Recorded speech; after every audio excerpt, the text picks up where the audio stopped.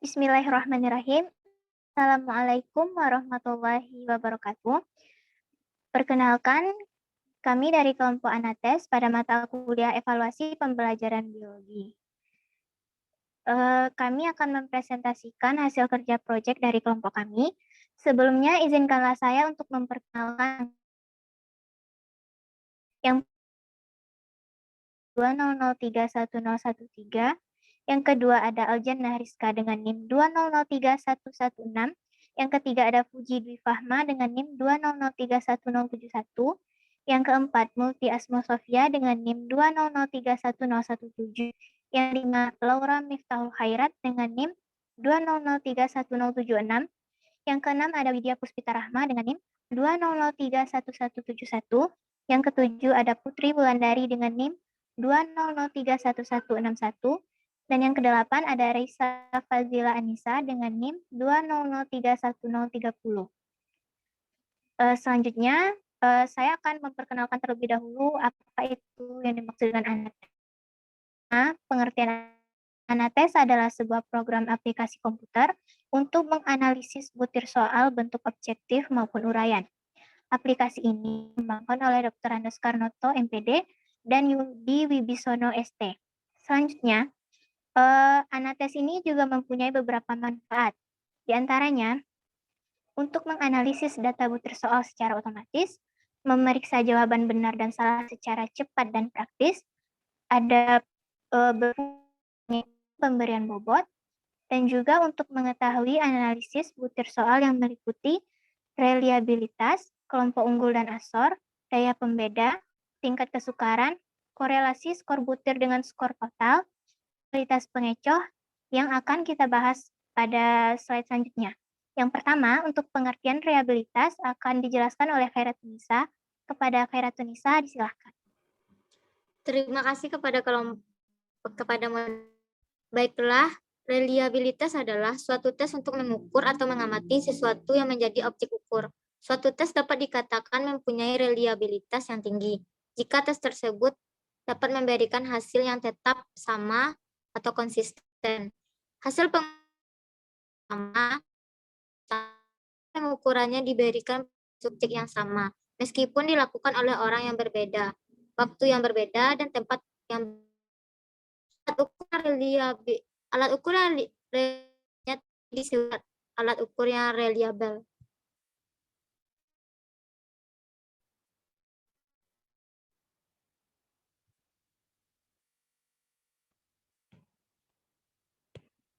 Pada reliabilitas tes ini, rata-rata yang didapatkan yaitu 15,19, simpang bakunya 4,95, korelasi XY 0,88, dan hasil reliabilitas tes 0,93. Contohnya yaitu pada nomor urut 1, nomor subjeknya 31 dengan nama Fitratul Fardila, yang mendapatkan skor ganjil 13, sedangkan skor genap 11, dan skor totalnya 24. Setiap responden itu memiliki skor ganjil, skor genap, dan skor totalnya itu berbeda-beda.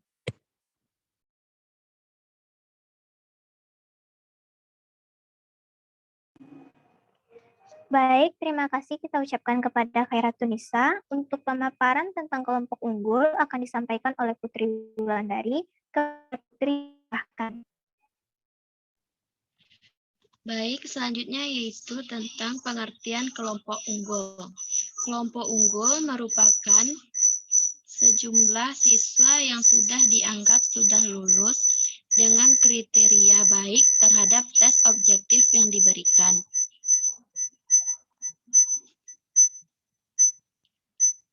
Yang kedua yaitu kelompok asor.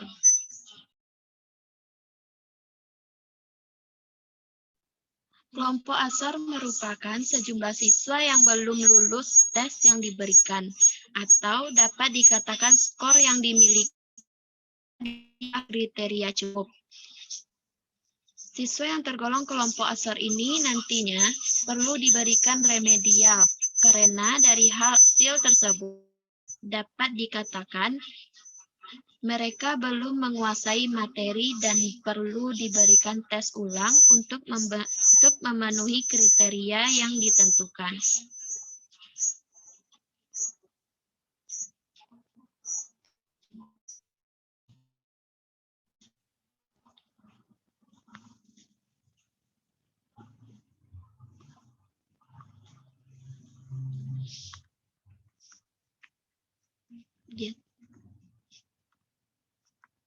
Dari analisis yang kami lakukan, kami mendapat kelompok unggul dan kelompok asor. Pada kelompok unggul yaitu contohnya Mitratul Fardilah skor 24 dan kelompok asor yaitu Heni Rilis Pakpahan dengan skor 11.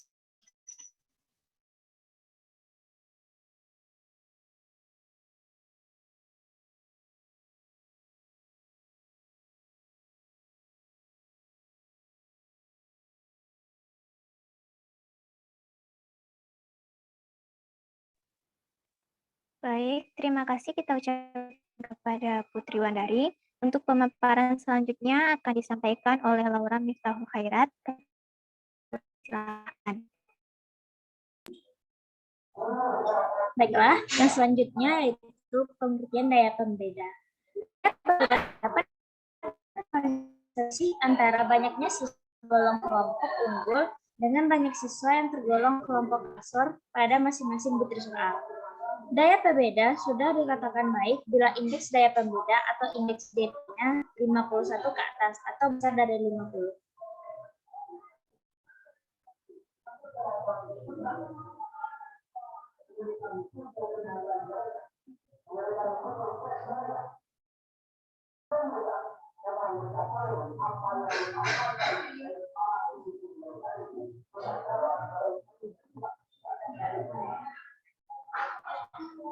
Seperti pada tabel ini, contohnya jumlah subjeknya 30, kelompok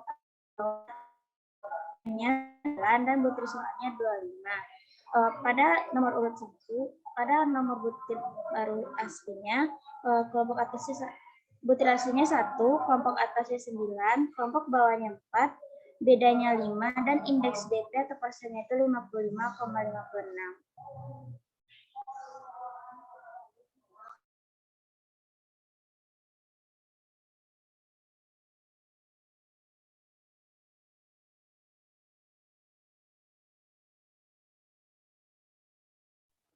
Baik, terima kasih kita ucapkan kepada Laura. Untuk pemaparan selanjutnya mengenai tingkat kesukaran akan disampaikan oleh Aljana Rizka. Kepada Nana, disilahkan. Terima kasih pada moderator. Baik, saya akan melanjutkan, yaitu tentang pengertian tingkat kesukaran. Tingkat kesukaran dari butir soal dapat dibedakan menjadi 5, yaitu butir soal yang mempunyai tingkat kesukaran yang sangat sukar, sedang, dan mudah dan sangat mudah. Namun butir soal dikatakan baik jika mempunyai tingkat kesukaran sedang. Dapat kita lihat pada tabel berikut.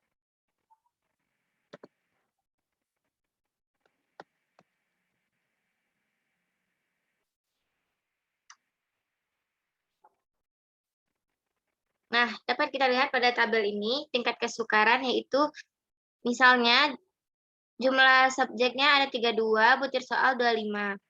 Nah, misalnya kita ambil pada nomor 1, yaitu nomor butir asli 1, jumlah betul 27, dan tingkat kesukarannya atau persennya 84,38. Dan tafsirannya itu termasuk mudah. Setiap nomor butir dan tafsiran dan semuanya ini memiliki hasil yang berbeda-beda, tidak sama.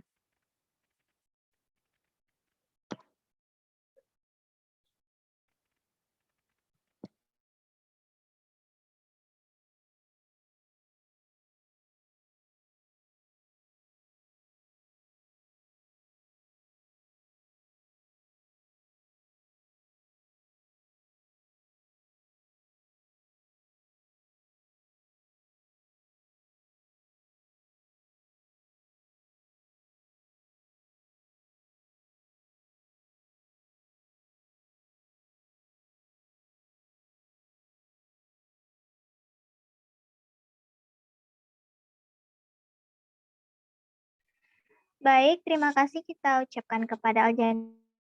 Selanjutnya mengenai korelasi skor butir dengan skor total yang akan disampaikan oleh Reisa Fazila Anissa kepada Sasa, disilahkan. Baik, terima kasih kepada moderator. Selanjutnya saya akan menjelaskan tentang kolerasi soal butir dan skala total. Kolerasi soal butir dan skala total merupakan salah satu parameter yang bertujuan untuk melihat kesesuaian fungsi butir dengan fungsi keseluruhan skala. Semakin tinggi nilai kolerasinya, maka alat tersebut memiliki keselarasan atau konsistensi pada skala tersebut.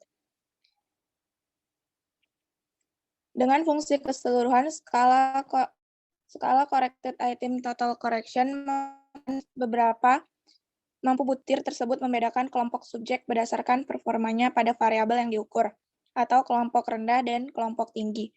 Hal ini yang membuat corrected item total correction menjadi sebuah properti psikomotris yang dinamakan daya diskriminasi butir atau daya pada butir. Prinsip daya pada butir ini sebenarnya mirip dengan fungsi sebelumnya, yaitu melihat kolerasi.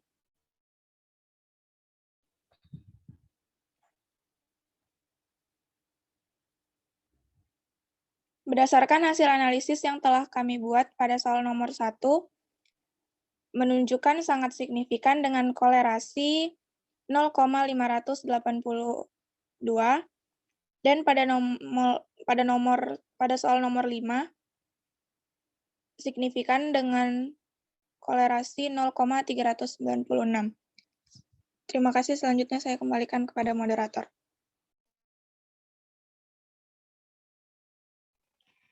Baik, terima kasih kita sampaikan kepada Sasa. Untuk pemaparan selanjutnya akan disampaikan oleh Puji Dwi Fahma. Kepada Puji, disilahkan. Baiklah, saya akan melanjutkan mengenai kualitas pengecoh. Untuk pengertian kualitas pengecoh sendiri yaitu instrumen evaluasi yang berbentuk tes atau objektif selain harus memenuhi syarat-syarat yang telah disebutkan terlebih dahulu, harus mempunyai destruktor yang efektif yang disebut dengan destruktor atau pengecoh. Dalam pembuatan tes atau objektif adalah dengan opsi-opsi yang bukan merupakan kunci jawaban. Baik akan secara merata oleh jawab salah. Sebaliknya, butir soal yang kurang baik, pengecohnya akan dipilih secara tidak merata. Pengecoh dianggap baik bila jumlah peserta didik yang memilih pengecoh itu sama atau mendekati jumlah ideal. Indeks pengecoh dapat dihitung dengan rumus IP sama dengan P dikali 100%. Untuk mencari P sendiri, yaitu dengan N dikurang B dikali N kecil dikurang 1. Untuk keterangannya, IP merupakan indeks pengecoh, P merupakan jumlah peserta didik yang memilih pengecoh, N besar merupakan jumlah peserta didik yang ikut tes, B besar merupakan jumlah peserta didik yang menjawab benar pada setiap soal, N kecil merupakan jumlah alternatif jawaban, dan 1 adalah bilangan tetap. Untuk catatan pada rumus ini, jika semua peserta didik menjawab benar pada butir soal tertentu atau sesuai kunci jawaban, maka indeks pengecohnya sama dengan 0, yang berarti soal tersebut jelek. Dengan demikian pengecohnya tidak berfungsi. Pada tabel yang ditampilkan dapat dilihat untuk jumlah subjeknya yaitu 32 dengan butir soal 25. Dapat diambil sampel untuk nomor butir soal 1 dengan nomor butir aslinya 1. Untuk kunci jawaban dengan kunci jawaban A dipilih dengan 27, kunci jawaban B dipilih dengan 1, yaitu berarti dengan baik, dengan 27 itu sangat baik, dan yang C dipilih 3 dengan tingkat pengecohnya buruk, yang D merupakan dengan tingkat pengecohnya 1, yang selanjutnya yaitu dapat dilihat pada sampel-sampel yang telah dipilih oleh responden, dapat dilihat sendiri pada tabel tersebut. Terima kasih, saya kembalikan kepada moderator. Terima kasih kita ucapkan kepada Puji.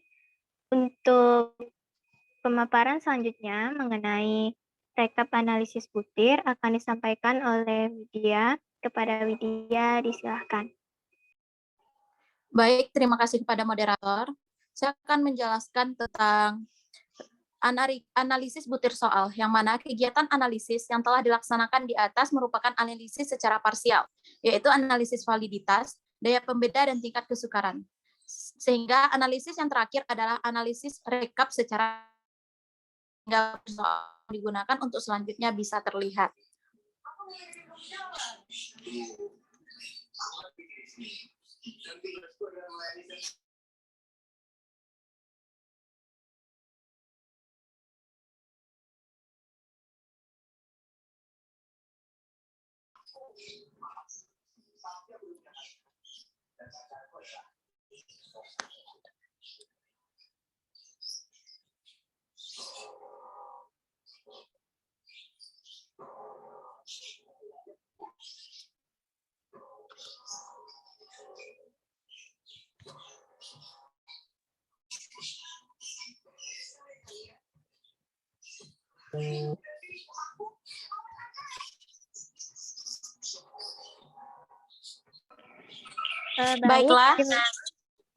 Baiklah, untuk rekap analisis butir dari responden, yang mana rata-rata 15,19 dengan simpang baku 4,95 dan korelasi XY dengan 0,88 dan realitas tes 0,93 dengan butir soal sejumlah 25 butir dengan jumlah subjek yaitu 32 orang. Dapat dilihat pada butir soal yang pertama yaitu butir asli dengan daya pembeda 55,56% dengan tingkat kesukarannya mudah dan korelasinya 0,582 dengan signifikan korelasi yaitu sangat signifikan. Selanjutnya, saya contohkan lagi kepada nomor butir soal 11 dengan daya pembeda 44,44% dengan tingkat kesukaran sedang dan korelasi 0,393 dengan signifikan korelasinya signifikan. Saya kembalikan kepada moderator. Baik, terima kasih kita ucapkan kepada Widya. Demikianlah pemaparan materi dari kami. Di sini saya ada kesimpulan bahwa yang pertama kita harus mengetahui terlebih dahulu tentang Anates.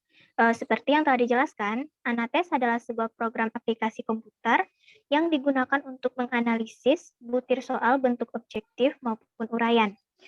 Selanjutnya, Anates sendiri memiliki beberapa manfaat. Yang pertama, untuk menganalisis data butir soal secara otomatis. Yang kedua, untuk memeriksa jawaban benar dan salah secara cepat dan praktis. Yang ketiga, untuk penyekoran dan pemberian bobot. Selanjutnya, untuk mengetahui analisis butir soal yang meliputi reliabilitasnya, kelompok unggul dan asor, daya pembeda, tingkat kesukaran, korelasi skor butir dengan skor total, kualitas pengecoh, dan kemudian akan direkap dalam bentuk rekap analisis butir. Demikianlah pemaparan materi dari kelompok Anates. Saya selaku moderator memohon maaf jika terdapat kesalahan dan kekurangan dari pemaparan kelompok kami. Terima kasih atas segala perhatiannya. Saya tutup. Wabillahi taufiq wal hidayah. Wassalamualaikum warahmatullahi wabarakatuh.